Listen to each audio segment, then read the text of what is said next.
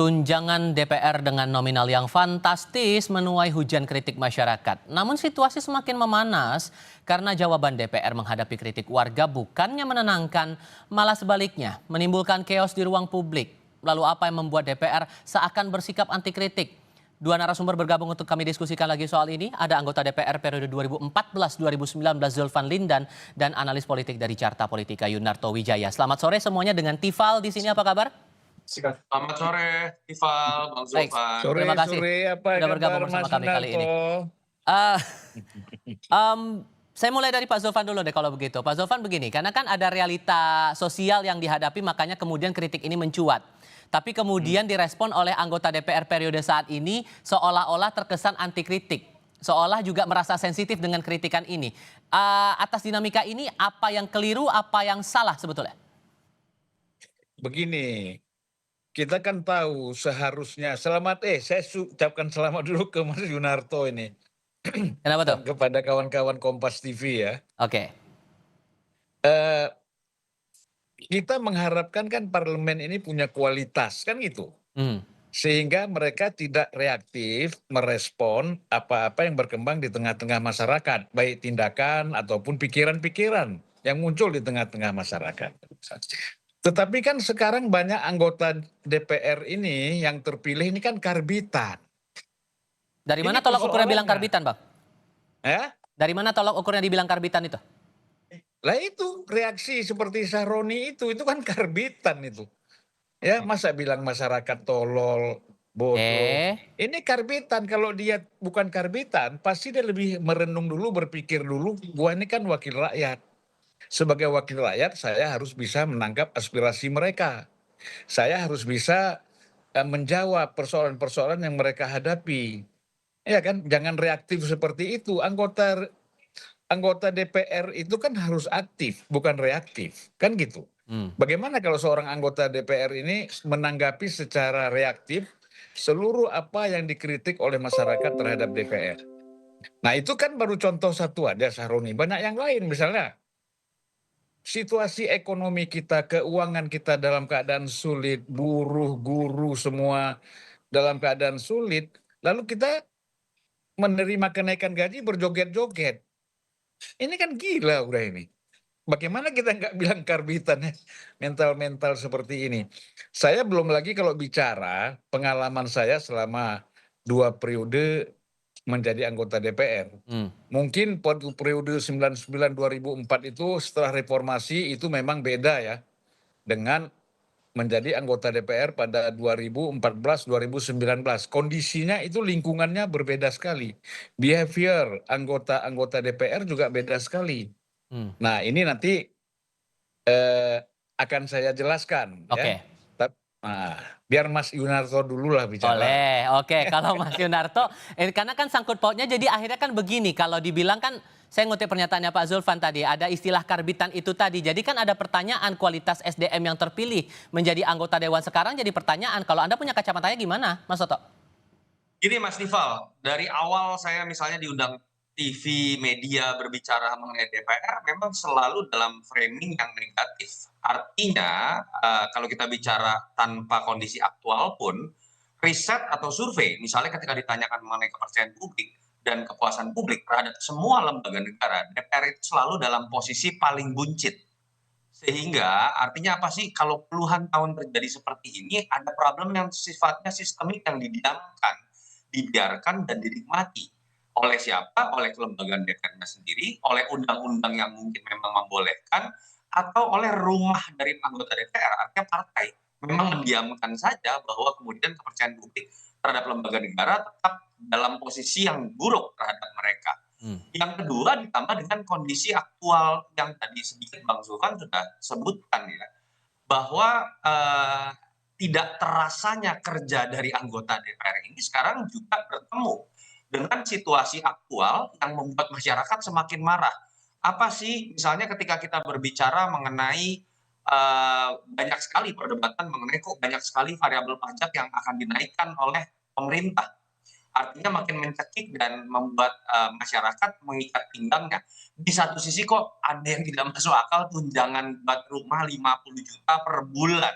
rumah seperti apa, dan ketika coba dijelaskan dalam sebuah komunikasi oleh pimpinan DPR, terjadi keluar sebuah kalimat yang memperlihatkan mereka pun nggak ngerti, mereka nggak punya basis argumentasi yang kuat dan mereka hanya menerima.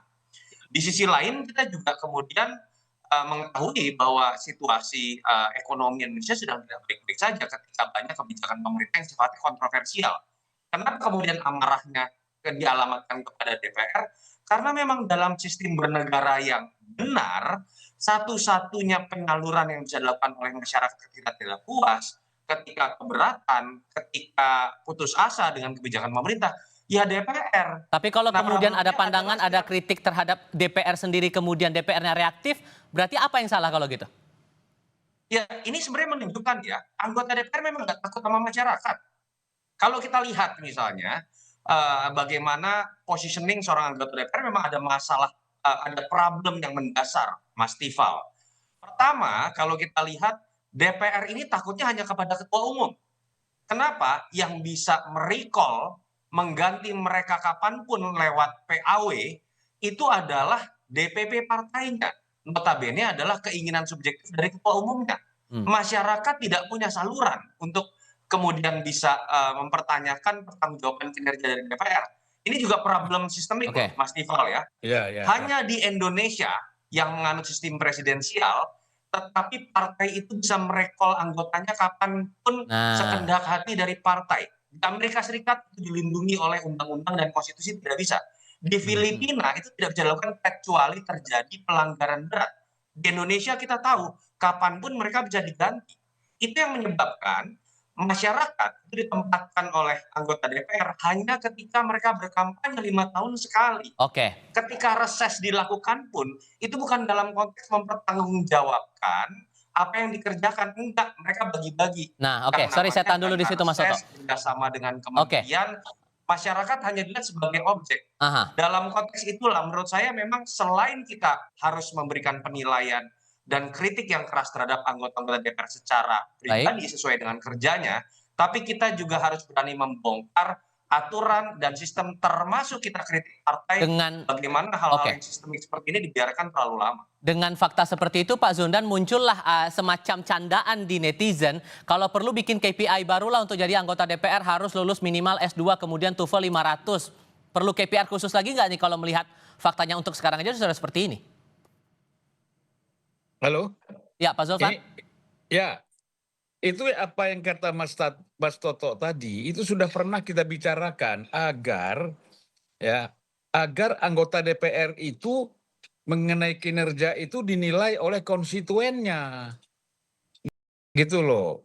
Supaya apa? Konstituen itu bisa mengusulkan kepada pimpinan DPR atau lembaga tertentu yang dibentuk untuk melakukan PAW anggota DPR yang tidak bekerja, bukan karena ketua umum. Ketua umum kadang-kadang nggak mau tahu dengan kondisi anggotanya, masuk nggak masuk, ya tidak, artinya nggak bisa memantau keseluruhan karena laporan-laporan itu kan harus rutin dari praksi, dari macam-macam gitu. Kadang-kadang laporan-laporan itu nggak sampai. Atau kalau ketua umum memang happy dengan anggota itu, walaupun nggak bekerja, ya tetap ada dipertahankan. Nah, kalau gitu Nah, konkretnya menilai itu dari DPP harusnya dalam unsur penilaian yang kayak gimana, Bang? Biar juga terbuka juga ke publik Nah, begitu. udahlah, kita kan tahu anggota DPR yang terpilih tidak pernah datang waktu kampanye pun tidak pernah datang. Apalagi waktu dia sudah terpilih tidak pernah juga datang ke konstituennya. Mana pernah ditegur. Nah, Jadi proses awalnya ini memang ketua umum partai, pimpinan partai, elit partai ini memang sudah nggak benar gitu di dalam melakukan rekrutmen dan menentukan calon-calon anggota DPR, likes and dislike. Itu persoalannya, tidak lagi dilihat ini orang berkualitas atau tidak, mampu bekerja atau tidak. Itu tidak pernah. Banyak sekali lah, saya pengalaman misalnya ya, waktu itu kita jalan ke Brazil, tugas ya kan dari DPR. Itu anggota DPR yang ngomong-ngomong tolol itu ikut bersama saya. oke. Acara kita kan 5 hari, dia 1 hari udah pulang. Akhirnya saya sendiri menghadapi parlemen, menghadapi menteri pertanian ini. Itu dubesnya tak heran. Ini kok begini sih? Iya kan? Dan akhirnya saya Sampai pas itu waktu Natal saya terpaksa ikut Natal juga di Sao Paulo kan. Nah itu, jadi satu lagi pengalaman saya, itu bisa tanya sama Aulia Rahman, dubes kita di Ceko. Yang datang 20 orang, ya kan? Kemudian hari pertama sudah tinggal 15, hari kedua tinggal 10. Hari berikutnya tinggal saya sendiri menghadapi berbagai hal, menghadapi pemerintah kinerja partner kita di luar negeri. Ya. Itu Bang Aulia tanya itu. Dubes Brazil bisa ditanya dan dubes-dubes lain bisa ditanya.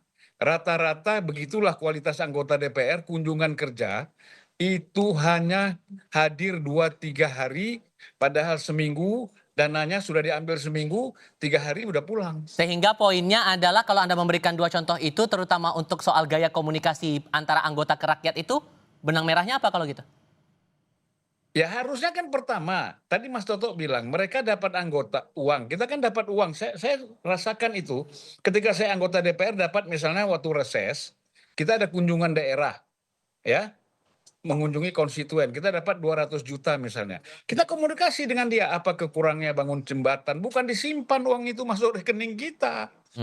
Gitu loh. Nah ini kan banyak anggota DPR waktu dia berkomunikasi dengan masyarakat, dia harus menangkap aspirasi masyarakat. Mereka nggak datang ke konstituen. Kalaupun datang ke daerah itu, kongko-kongko aja di hotel-hotel.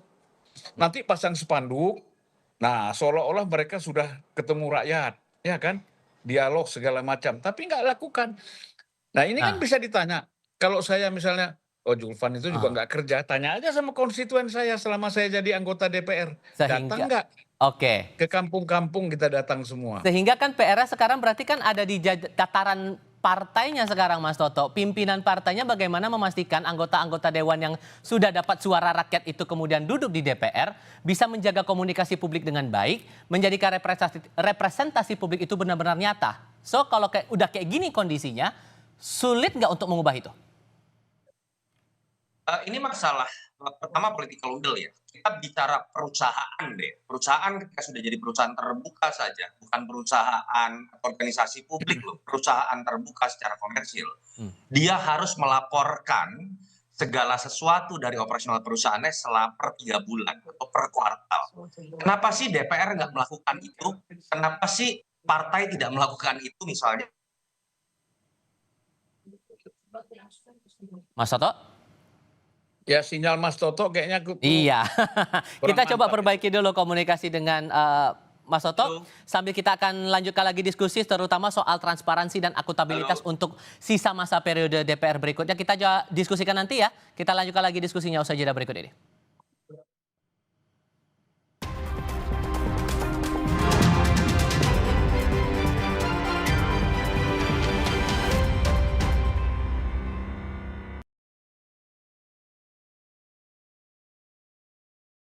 Pas aku coba Le Mineral, seger banget, nggak bikin enak sama sekali. Benar, karena Le Mineral dari pegunungan terpilih. Setiap tetesnya melewati lapisan batuan alami, membuat airnya lebih sehat, lebih segar. Kayak ada manis-manisnya. Le Mineral. Umpan lambung apa umpan terobosan yang terbaik? Rido! Segar-segar, luwak white coffee. Luwak white coffee with sugar dulu. Wah, Luwak white coffee less sugar dibuat dengan susu rendah lemak, rendah gula, rendah kalori. menangkan 5 tiket nonton langsung Piala Dunia. Kirim 5 bungkus kopi luwak apa saja. Foto dan upload ke sosial media tag Kopi Luwak Official. Buruan kirim, pemenang akan segera dipilih. Luwak white coffee, rendah gula, Nyaman diminum. Happy banget jadi ayah. Momen si kecil nyaman bermain dan bebas bergerak selalu ditunggu. Karena pakai Baby Happy, popok anti ruam yang daya tampungnya 500 ml. Yuk pakai Baby Happy Body Fit Pants, popok anti ruam. Pas aku coba Le Mineral, seger banget, nggak bikin enak sama sekali. Benar, karena Le Mineral dari pegunungan terpilih. Setiap tetesnya melewati lapisan batuan alami, membuat airnya lebih sehat, lebih segar. Kayak ada manis-manisnya. Le Mineral.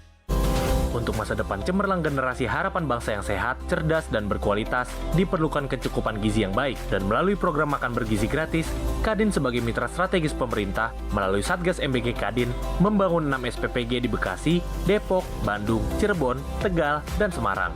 Diresmikan di bulan Agustus dalam rangka merayakan kemerdekaan RI oleh Kepala BGN dan disaksikan langsung oleh Ketua Umum Kadin. Yang terhormat, tentu saja yang saya cintai nih, Bapak Kasatgas MBG Kadin, Bapak Handoyo. Kolega saya yang sangat luar biasa kerjanya, siang malam mengerahkan segala macam sumber daya, Bapak Handoyo S. Mulyadi, Kasatgas MBG Gotong Royong Kadin, dan Eksekutif Chairman dari Temposcan Group. Pembangunan 6 SPPG ini seluruhnya dibiayai oleh Temposcan dengan desain dan standar mutu bangunan serta peralatan yang berkualitas. Berjuang bersama menciptakan generasi emas Indonesia, Temposcan 100% Indonesia.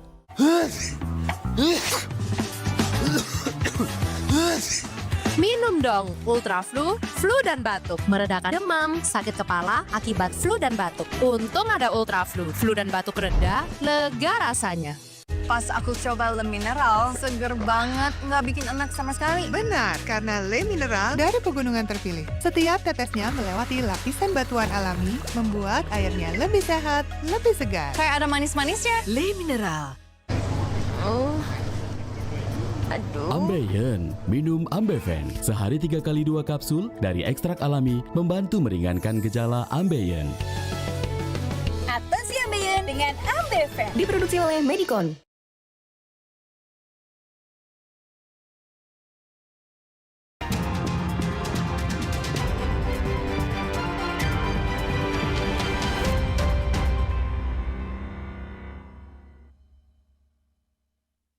Anda untuk melihat pantauan terbaru dari udara pasca unjuk rasa di Kompleks Parlemen Senayan Jakarta yang meluas hingga bawah tol dalam kota. Visual ini menunjukkan kerumunan massa masih berada di sekitar area pejompongan dan tampak polisi berupaya untuk membubarkan mereka sehingga bisa keluar dari area sekitar DPR beberapa saat yang lalu. Terlihat gas air mata juga masih dilontarkan untuk membubarkan para pengunjuk rasa dan hingga sore ini kericuhan masih terjadi di sekitar kawasan DPR MPR. Ini titik di kawasan Pejompongan dan belum bisa diketahui akan berapa lama memakan waktu pembubaran terhadap massa ini. Di sebelah kiri layar Anda terlihat ini juga beririsan dengan jalur rel kereta dan sedikit banyaknya sudah terimbas juga terhadap perjalanan kereta komuter. Ini sudah masuk jam pulang kerja, akan berdampak juga ke banyak pengguna komuter yang akan pulang setelah beraktivitas di kawasan Jakarta. Anda yang akan beraktivitas pulang kerja saat ini di kawasan Jakarta perlu berhati-hati untuk jalur-jalur yang terkonsentrasi bagi massa berkumpul di tengah upaya polisi atau petugas membubarkan massa pengunjuk rasa dan juga dampak lain terutama aktivitas transportasi umum baik itu untuk KRL, kereta komuter maupun juga bus Transjakarta yang sedikit banyaknya sudah diumumkan melalui kanal media sosial masing-masing dari penyedia jasa angkutan umum ini. Kita akan coba lanjutkan lagi diskusi kami bersama dengan dua narasumber, mantan anggota DPR RI Zulfan Lindan dan juga Yunarto Wijaya dari Carta Politika. Saya mau coba pastikan dulu Mas Toto, suara saya terdengar jelas ya? Terdengar, maksimal. Oke. Sorry. Oke. Sekarang saya coba mau bicara soal transparansi, karena kan ini juga yang jadi PR sebetulnya membuat akhirnya kegaduhan semacam ini memuncak bahkan sampai sekarang masih terus terlihat demonstrasi di berbagai daerah. Transparansi itu ada contoh yang sempat disampaikan juga di Parlemen Inggris itu gaji dari anggota dewan itu dipublikasikan secara transparan, itu uang dari mana terpakai berapa saja. Apakah menurut Anda Bang Zulfan itu memungkinkan bisa dilakukan di parlemen kita atau malah akan sulit direalisasikan? Ya sangat mungkin. Saya kira kan memang secara periodik itu kan kita harus melaporkan LHKPN ke KPK. Tetapi kebanyakan anggota itu kan melaporkannya setahun sekali kan. Nah harusnya kan itu dipantau terus. Jadi kan paling tidak kalau 6 bulan sekali kan nggak ada orang naik anggarannya tunjangan 6 bulan sekali kan.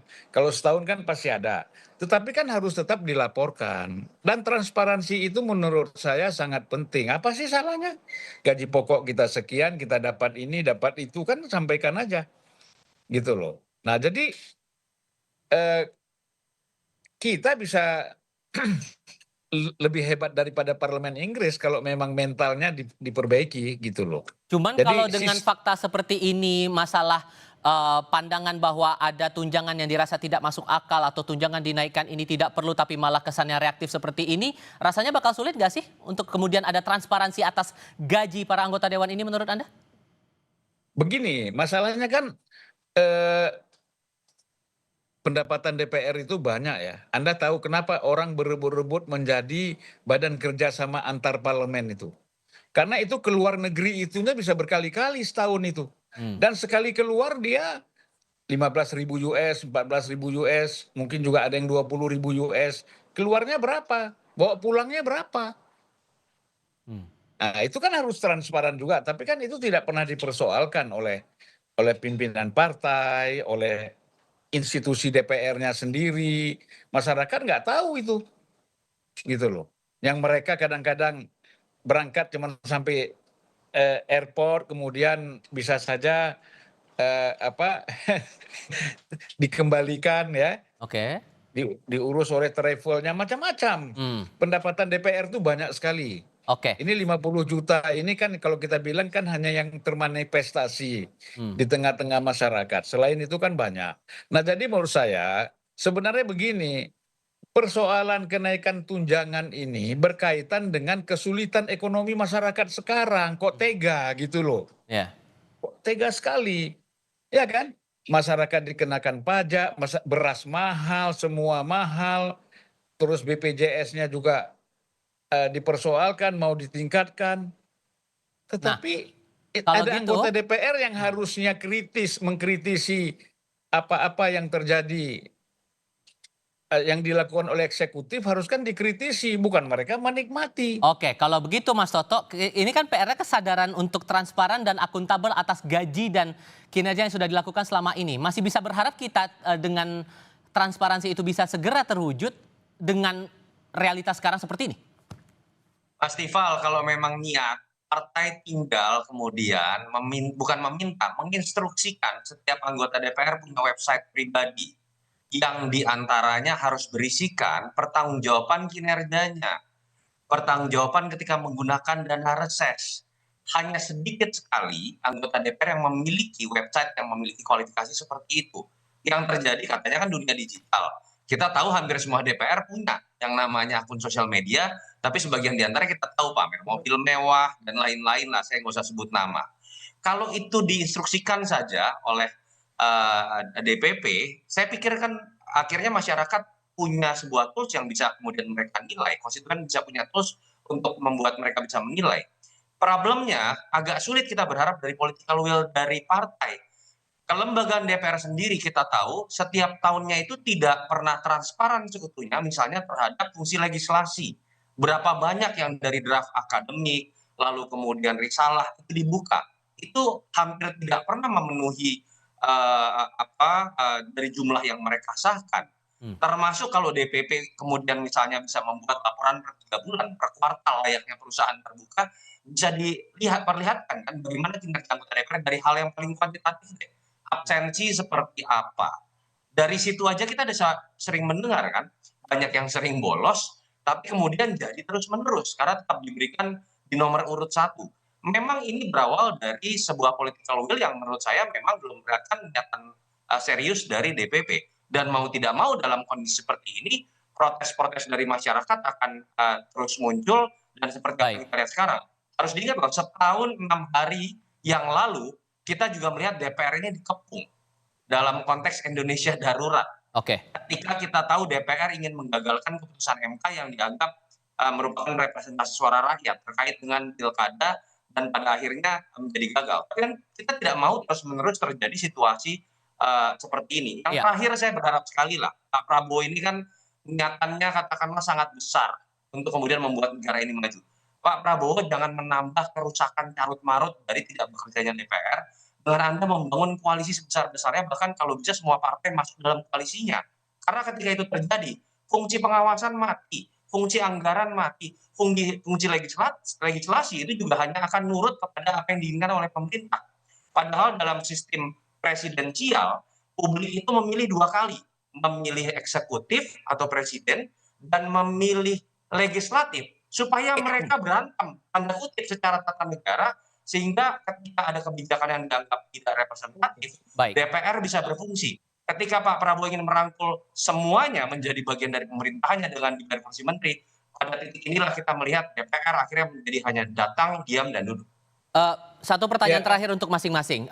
Karena kalau kembali lagi ke kontroversi cara jawab DPR hadapi kritik rakyat ini, kalau menurut Anda Pak Zulfan, perlukah ada semacam, ini tiba-tiba terpikir aja sih, karena kan ada beda jawaban yang dikeluarkan antara pimpinan dengan anggota kemarin itu. Dibilang penjelasan rincian tunjangan datang dari pimpinan, sementara anggota tidak tahu soal rincian tunjangan itu. Menurut Anda perlu nggak sih ada protokoler khusus, entah itu juru bicara khusus menjelaskan masalah soal tunjangan atau hal-hal fasilitas yang diberikan semacam ini?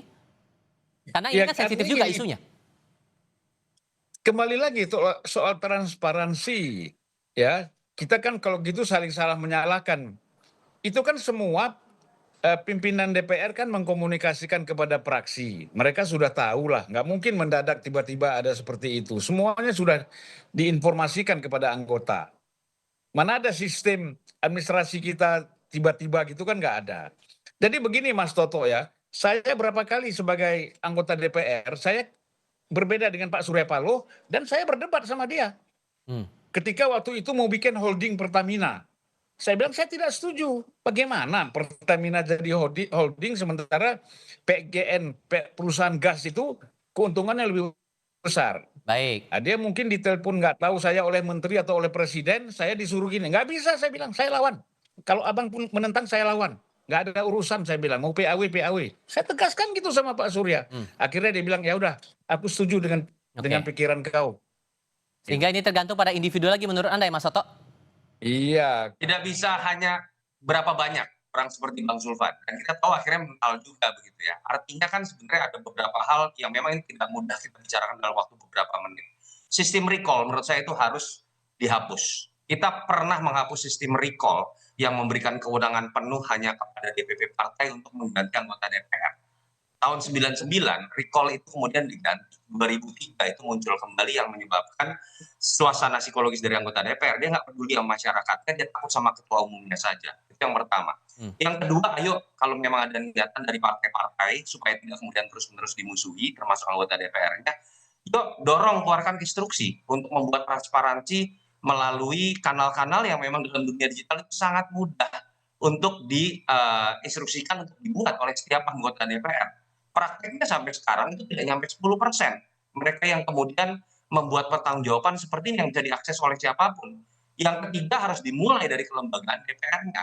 Ketika kelembagaan DPR sendiri tidak pernah mentransparansikan dengan baik kerja-kerja legislasi, pengawasan, dan anggaran dari anggota-anggotanya, bagaimana mungkin kita berharap bahwa ada niatan dari individu seperti Mas Tifal tadi katakan untuk melakukan hal serupa. Oke. Saya kalau bisa setengah menit ingin menginformasikan. Oke. Jadi 2015 itu pernah diinstruksikan agar seluruh anggota DPR membuat laporan, baik dalam bentuk tulisan ataupun foto, kunjungan dia ketika reses. Kemana dia pergi. Itu dibuat laporan dengan lengkap. Dipublikasikan kemana harusnya itu? Dipublikasikan kemana itu harusnya? Itu kan sebagai laporan kepada pimpinan partai, pimpinan praksi, ya kan? Itu kan dilaporkan bahwa betul-betul anggota ini. Tapi walaupun banyak anggota yang protes, nggak setuju. Tapi saya nggak tahu sekarang itu masih ada atau tidak. Gitu. Alasannya waktu itu diprotes karena apa, Bang? Ya nggak disebut, ngapain gitu-gitu. Udah cukup lah kita, yang penting kan kita sudah reses, kita udah datang ya. Nggak bisa dong, harus ada dibuktikan fotonya di mana. Jangan fotonya cuman duduk di kafe satu, cuman ganti spanduk, anggotanya itu juga, spanduknya aja diganti. Kami menerima masyarakat ini, ya kan? Tapi tempatnya masih sama, spanduknya diganti. Kan kalau dia ada fotonya langsung datang ke sana kan jelas dia nyebrang sungai, dia masuk hutan, dia macam-macam. Kalau misalnya di daerah gitu ya. Sudah kami tangkap. Oke, sudah kami tangkap poinnya di situ. Bang Zulfan, Mas Toto, terima kasih banyak sudah berdiskusi dan berbagi pandangan bersama kami kali ini. Terima kasih Mas Tifal.